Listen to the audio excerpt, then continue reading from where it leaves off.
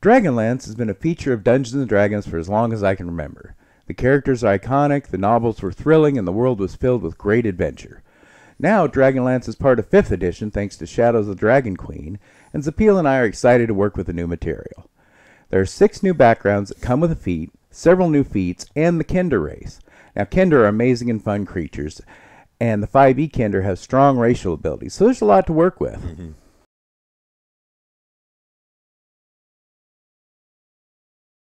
Hi, everyone, and welcome to an exciting episode of The Dungeon Crashers. I'm Guy. And I'm Zapil. Before we get started, please like this video, subscribe to our channel, and turn on notifications so you don't miss any of our exciting D&D content. For our first character from Dragonlance, we are making a knight. The Knights of Solamnia are an order in Dragonlance that are primarily humans from Solamnia, although they could possibly be other races.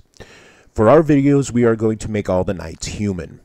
The Knights of Solamnia are divided into 3 orders: the Knights of the Crown, the Knights of the Sword, and the Knights of the Rose.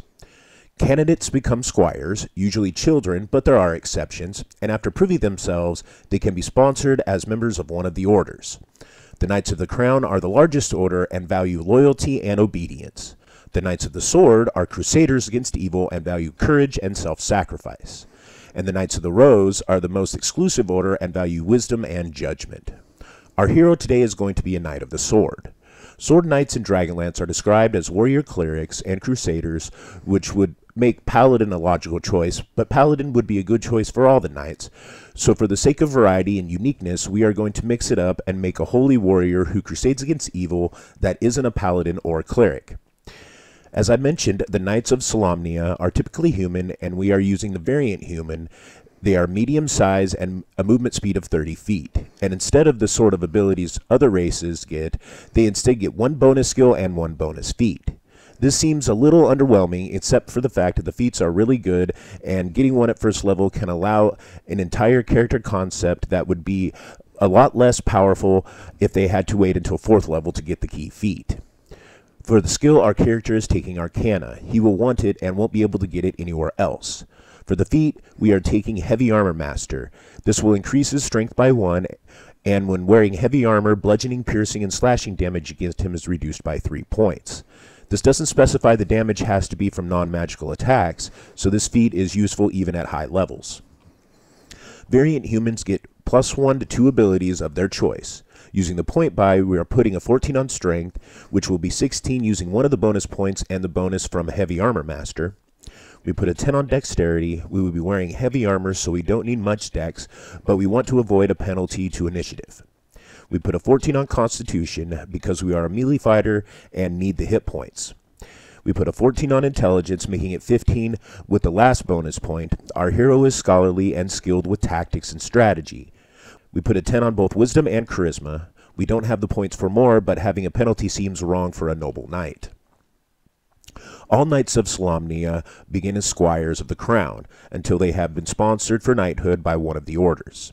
Dragonlance has the background to represent this, and it is called Knight of Solamnia.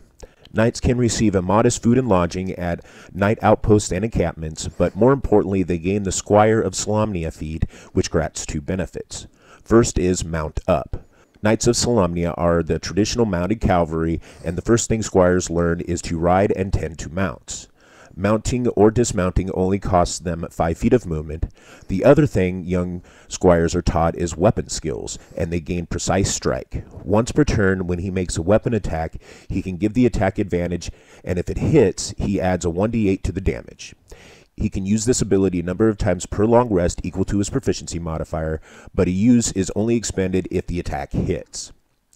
Squires of Solamnia gain proficiency with the survival and athletic skills and 2 languages of their choice. What they are should depend on your campaign, but Elvish, Dwarvish, and Kender are good choices. For this particular character, we are going to trade one of the languages for proficiency with a chess set. This is only for roleplay, and if you would rather have a language, that is probably more useful. Born to a noble family, our hero was given the best of early education and considered joining the priesthood or petitioning to join one of the Towers of Sorcery as an apprentice, but that was not to be. His family had been Knights of Solamnia for as long as the order has existed, and as the only son, he was duty-bound to become a squire. Despite his love for scholarly pursuits, he was a large, strong boy and skilled with weapons, so at the age of 11 he was squired to a young knight. His early training involved tending his master's mount, cleaning his master's gear, making camp when they traveled, and other menial tasks, but he also studied horsemanship, combat skills, and military tactics, which he particularly enjoyed. His master also instructed him in the words and gestures used in spellcasting, but said he was years of study away from casting spells himself. Our hero begins play as a fighter, getting 2 skills from their list, and he takes history and animal handling. He has proficiency with all armor, simple and martial weapons, and shields. He is also proficient with strength and constitution saves. Fighters get a fighting style, and he takes dueling, which gives him a +2 damage when wielding a weapon in one hand and no other weapons. This works when using a shield. He is always going to want the heaviest armor he can get, starting with chainmail, with full plate as the ultimate goal, and he will use a shield. For weapons, he wants a longsword, a lance, a dagger, and a few hand axes for throwing. He will also have a horse, and prefers to ride into battle, but knows that evil doesn't always fight on the battlefield, and that he may have to make perilous journeys on foot if his quest requires it. As a fighter, he also gets second wind. Once per rest on his turn, he may use a bonus action to heal 1d10 plus his fighter level and hit points. At second level, he becomes a second level fighter, getting action surge. Once per rest, he can take a second action on his turn. This does not include a bonus action, but will let him take 2 attack actions, an attack and then a dodge or disengage action, and many other possibilities. At third level, he becomes a third level fighter, gaining his martial archetype, and he becomes an Eldritch Knight. Having adventured with his master for 3 years, his skill in battle has improved greatly, and he has mastered the art of spellcasting. He hasn't yet learned the skill of warcasting, which limits his options, but his master assures him that he will master it with practice. The spellcasting rules require a hand free to use either a component pouch or arcane focus, and a free hand to perform somatic components, but the same hand can be used for both. This is difficult for fighters who want to use a weapon and shield. The Warcaster feat allows a character to use his weapon to perform somatic components, but still needs a hand free for material components, so spellcasting is still limited. Unlike some classes, Eldritch Knights do not get the ability to use their weapon as an arcane focus. In fact, they don't get the ability to use an arcane focus at all, and must rely on a component pouch. So we're going to choose spells that are the least likely to interfere with a weapon and shield fighting style. We're also going to pick up feats later to help with this. Eldritch Knights have spellcasting, learning 2 cantrips and 3 spells from the wizard list. 2 of the spells must be from the evocation or abjuration school. For cantrips, he chooses Booming Blade, which will allow him some control over enemies' movement, and will be more effective than taking the attack action until he gets extra attack. It requires a material component, but that is the weapon being used for the attack, so we'll be able to use this spell with both weapon and shield. This can only be used on an attack within 5 feet, so when using with a lance, he won't benefit from the reach property. His second cantrip is Lightning Lure, which is a ranged spell that causes an opponent to make a strength save or be pulled 10 feet towards him and take d8 damage if they end up within 5 feet of him. This only requires a verbal component, so he also doesn't prevent him from using a weapon and shield. This cantrip can be particularly useful against mounted opponents, possibly pulling them up from their mounts, or in some cases pulling the mount out from under them, or if they can keep some saddle, being pulled along with their mount. Normally an Eldritch Knight would take the shield spell, but it requires somatic components, so instead he will take protection from good and evil, which is a strong defense against many enemies, and can be cast prior to drawing his weapon. He also takes Chromatic Orb. This requires both somatic and material components, but since it's a range attack, he won't mind sheathing his sword before casting it. Last, he takes Silvery Barbs. Since he lacks a shield spell, he'll want an alternative for his defensive reaction spell, and this is as good as shield, and better in some cases, and only requires a verbal component.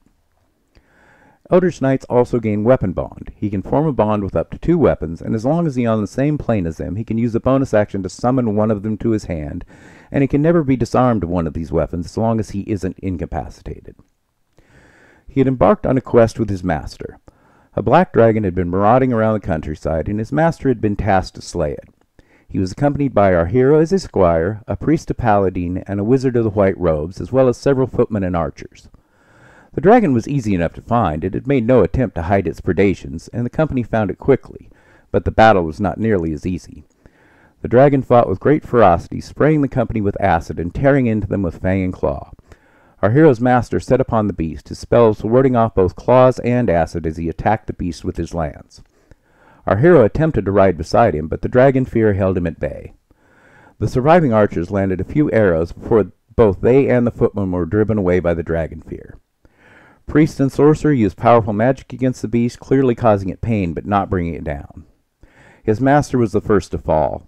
Seeing his master brought low freed him from the dragon fear, and he rushed to battle, first hurling a ball of lightning at the dragon and then engaging it with his sword. The dragon ignored him at first as it struck down the wizard. He landed blow after blow on the beast, and though its wounds clearly pained it, the beast continued to rage. Once the dragon nearly bit off his head, but he used a burst of magic to distract the beast while enhancing his own focus, and calling upon all his might, he struck a killing blow to its neck. The priest implored the gods to spare his fallen master and the good wizard from the clutches of death, but to no avail. Saddened, the two gathered the horses and the surviving members of the band and returned home. Though his master was fallen, his actions fighting the dragon ensured he had no shortage of knights to sponsor him for the Order of the Sword, but he didn't seek such honor. Instead, he accompanied the priest to the Temple of Paladine to spend time in prayer and meditation while he grieved for his fallen master. He spends a year and a day in the temple praying to Paladine to give him guidance and direction. Although this brought him comfort, he felt no closer to understanding his destiny until the final day. On that day he felt a presence at the altar, and though he saw no one, a voice said to him, "Your time of grief has passed. The world needs heroes, and you must go forth and bear my power against the forces of evil." The presence departed as suddenly as it came, and it left behind a spark of itself that filled our hero with power. At 4th level, he becomes 4th level of fighter, gaining an ability score improvement or a feat, and he chooses the Divinely Favored feat. This is a new feat found in the Shadows of the Dragon Queen, and it gives a number of abilities. First, he learns a cantrip from the cleric list, and he chooses Guidance. It is an excellent cantrip, and anyone who can take it should. It is an effect not normally available to an Eldritch Knight. He also gains a 1st level spell from a list determined by his alignment. Unlike other 5e settings, alignment is important in Dragonlance. Evil characters gain a spell from the Warlock list, neutral characters from the Druid list, and good characters from the Cleric list. Knights of Solamnia are typically lawful good in alignment, and our hero is no exception, and he chooses Healing Word. Not only is healing another ability not normally available to Eldritch Knights, this spell only requires a verbal component. He also learns the Augury spell. He can use Healing Word and Augury once per long rest without using a spell slot, and can cast them using any spell slot he has. He chooses Intelligence, Wisdom, or Charisma for the spellcasting ability for these spells, and he picks Intelligence. The feat allows him to use a Divine Focus instead of material components for his spells he casts using Intelligence. This last ability helps him greatly. A Divine Focus can be placed on a weapon or a shield. A caster can use the same hand that holds the focus to perform somatic components, so now we can cast spells that require both somatic and material components while using a weapon and a shield, but still must have a free hand to cast spells that have somatic but not material components, so the shield is still not useful for him, but he no longer needs to sheath his sword to cast Chromatic Orb. He also learns another 1st level spell from the wizard list that must be either Evocation or Abjuration, and he chooses Tasha's Caustic Brew, which creates a line of acid 30 feet long and 5 foot wide. Each creature in the line must make a dexterity save or be covered in acid and take 2d8 acid damage at the start of each of its turns. He can cast the spell while holding a weapon and a shield. He learned from his battle with the dragon how deadly acid can be and has chosen to arm himself with it. At 5th level, he becomes 5th level of fighter, gaining extra attack. Now we can make 2 attacks instead of 1 when taking the attack action. This will make attacking more effective than using Booming Blade in most situations, but when he does need to restrain his enemy's movement, Booming Blade now deals an additional 1d8 thunder damage to the target and 2d8 if the target moves before the start of your next turn. The damage from Lightning Lure increases as well, now dealing 2d8 lightning damage. The encounter with the presence in the temple, which he believes to be Paladine himself, has renewed his sense of purpose and his commitment to fight evil, and he rides forth to seek sponsors for membership in the Order of the Sword. He has not been forgotten in his absence. Tales of the battle with the dragon are still spoken of, and he quickly found a senior knight to sponsor him. After swearing his vows and being indicted into the order, he visited his former master's tomb and made another vow that he would continue his master's fight no matter the odds. At 6th level, he becomes 6th level of fighter, gaining an ability score improvement or a feat, and now he takes the Knight of the Sword feat. This is another feat from the Shadow of the Dragon Queen. To take it, one must be at least 4th level and have the Squire of the Solamnia feat. This feat lets him increase one of his mental ability scores by 1, and it makes his intelligence 16. And it gives him an ability to make demoralizing strikes. Proficiency times prolonged rest. When he hits an opponent with a weapon attack roll on his turn, he can attempt to frighten the target. The target must make a wisdom save or be frightened of him until the start of his next turn. If the target succeeds on the save, it isn't frightened, but has disadvantage on its next attack it makes before the end of its next turn. He can use this ability once per turn, and the save DC is 8 plus proficiency and intelligence modifiers. True to his vows, he quests tirelessly against evils both great and small. Although he has a reputation for fair judgment, he is also known to be unforgiving of the evildoer. He bears the symbol of Paladin upon his shield and a lightning bolt on the banner hanging from the lance, and his enemies of Solamnia have learned to fear these when they see them on the battlefield. At 7th level, he becomes a 7th level fighter. From Eldritch Knight, he gains War Magic. When he uses his action to cast a cantrip, he can make one weapon attack as a bonus action. This makes Booming Blade a strong option to taking the attack action, as long as he doesn't need his bonus action for something else. This also works well with Lightning Lure, pulling an enemy into weapon range, shocking them with lightning, and then striking with his sword. He also gains the ability to cast 2nd level spells, and can learn a wizard spell of 2nd level from the Evocation or Abjuration School, and he chooses Rhyme's Binding Ice, which is a powerful area of effect cold attack that can immobilize enemies that fail their save. This gives him another way to control the movement of his enemies on the battlefield, and it's the one that can be cast while using a weapon and shield. At 8th level, he becomes an 8th level fighter, gaining another ability score improvement or feat, and he takes the Warcaster feat. This allows him to use a weapon to perform the somatic components of spells he casts, so now he has no restriction on the types of spells he can cast when using a weapon and shield.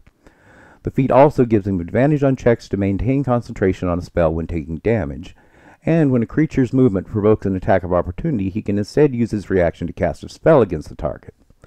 The spell's casting time must be 1 action and can only target that creature. Booming Blade is an excellent spell for this, as it will force them to either stop moving or take damage.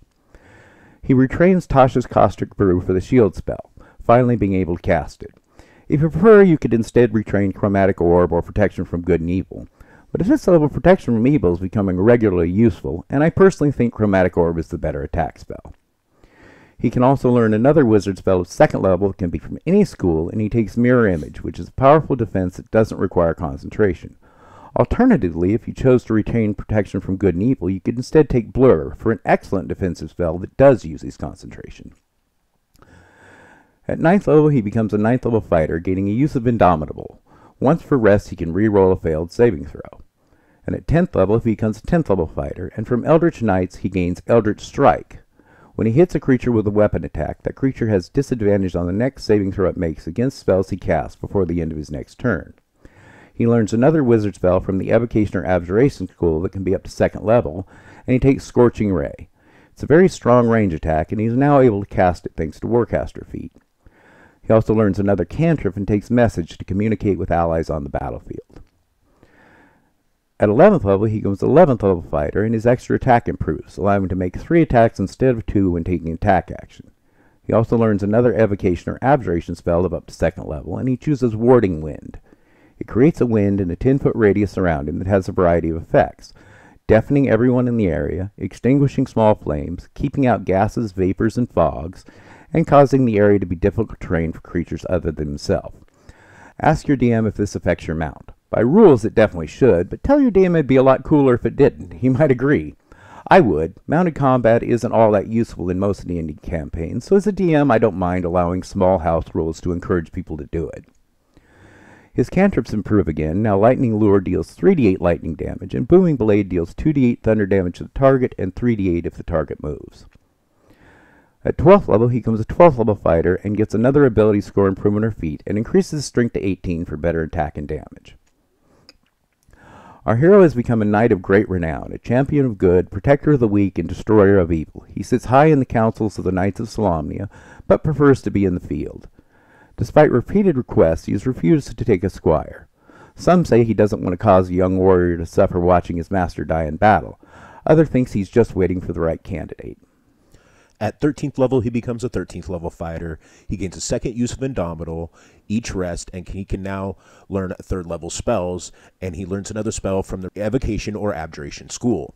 He chooses Lightning Bolt for a powerful area of effect attack. You could take Fireball instead, but this character prefers using spells of Thunder and Lightning. At 14th level, he becomes a 14th level fighter, getting an ability score improvement or a feat, and he's going to use it to increase his constitution to 16. Even though he is well defended with armor and magic, his hit points are lacking for a melee fighter of his level. As he is proficient with constitution saves and has Warcaster to help his concentration, he could take the tough feat instead for a larger increase in hit points at the cost of not improving constitution saves. He also learns another wizard spell of up to 3rd level that can be of any school, and he chooses Blink for a strong magical defense that doesn't require concentration. At 15th level, he becomes a 15th level fighter. From Eldritch Knight, he gains Arcane Charge.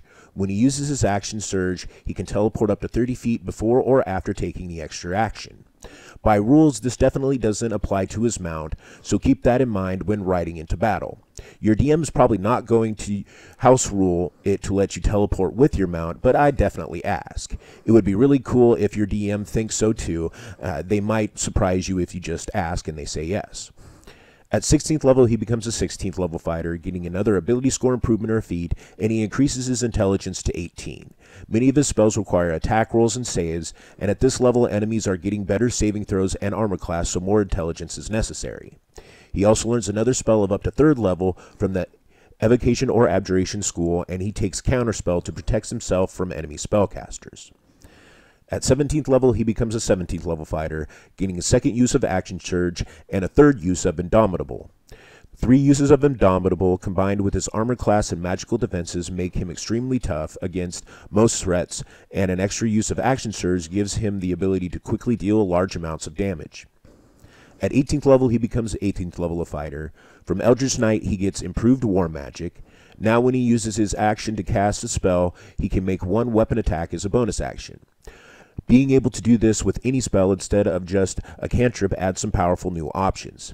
He can now cast spells such as Mirror Image or Blink and still make an attack. He can also use attack spells such as Lightning Bolt or Rhyme's Binding Ice and move in to attack the survivors or throw a hand axe at one of them.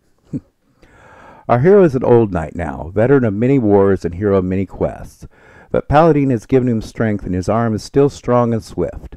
Still not content to take his ease as a respected noble and honored knight, he doesn't retire to his ancestral home, preferring to stay among the order, training for war and questing against evil. But he sees the wisdom in delegating tasks to young knights, letting them take the battle to the enemy and pursue honor and glory. He has also finally seen the wisdom in taking an apprentice, and he has found a suitable candidate. A youngster from a minor house who came riding a farm nag and wearing hand-me-down armor and armed with a much-used battle axe that seemed too large for the boy trying to wield it. But the lad fought well on the training grounds, using clever tactics against stronger foes, maneuvering his opponents like a grandmaster moves pieces on the board. To some onlookers it seemed that if he were just lucky, but our hero saw the lad's brilliance and instructed the training master to tell the boy to gather his sayings and report to his new master. At 19th level, he becomes a 19th level fighter, getting an ability score improvement or feat, and increases his constitution to 18 or 16 if he took the tough feat at 14th level. He could cap his strength or intelligence instead, and it isn't a bad option, but if he made it to this level with 18, an extra +1 bonus to either stat might be less valuable than the increased hit points and better constitution save. He can now learn 4th level spells, and he can choose another spell from the Evocation or Abjuration schools. There are several good ones at this level, but our hero chooses Banishment. He will likely be facing many extraplanar entities that need to be sent back from whence they came, and since he doesn't use his concentration for as much as wizards and clerics do, and has excellent concentration save, he can banish enemies with less chance of losing or giving up concentration before the duration ends. His squire has progressed mightily in the last few years. He has gotten his growth and learned his weapon skills, and has recently begun casting his first spells. He has become a good man and a good friend. I should sponsor him for a membership in the order soon, he thought to himself. Perhaps when we return from this quest, but first there's a dragon that needs to be slain. At 20th level, he becomes a 20th level fighter. His extra attack improves again, letting him make 4 attacks instead of 3 when taking the attack action. He can also learn another spell of up to 4th level and can be of any school. He chooses Dimension Door for a good short-range teleport that can transport other creatures, including his trusty steed. It's no secret that I love Eldritch Knights, so I might be a little biased, but I really like this build. Excellent defense and very tanky. Can deal respectable damage with sword or spells, and I think it lives up to the knight in shining armor image we are going for. We hope you enjoyed it as much as we have, and will tell us about it in the comments below, along with any suggestions or build ideas. And we hope you join us next week when we build a clever Kender. Until then, cheers.